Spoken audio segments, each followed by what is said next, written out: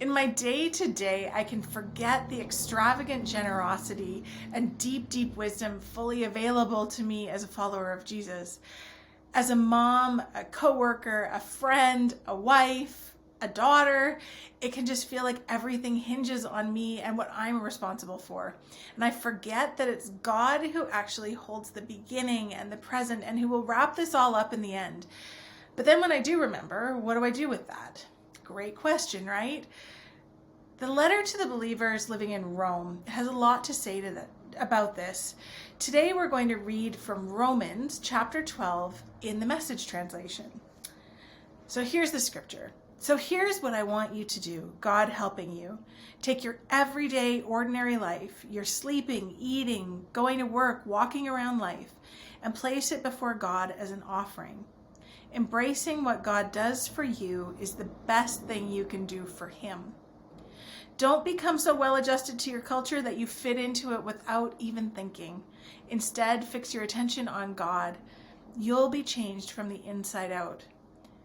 Readily recognize what He wants from you and quickly respond to it. Unlike the culture around you, always dragging you down to its level of immaturity, God brings out the best in you, developing well-formed maturity in you. Sometimes we feel like we need a big, audacious goal for our lives. I'm not sure if we think that that's what's going to make our lives significant or prove that we're really living for God. And we think sometimes that these big goals were going to transform our life into something amazing. But here's what God says. Our everyday, ordinary lives, our sleeping, our eating, our going to work, our walking around life, that's what matters. He wants us to thank Him for it and invite Him to be present in it. He wants us to see Him in the midst of our circumstances.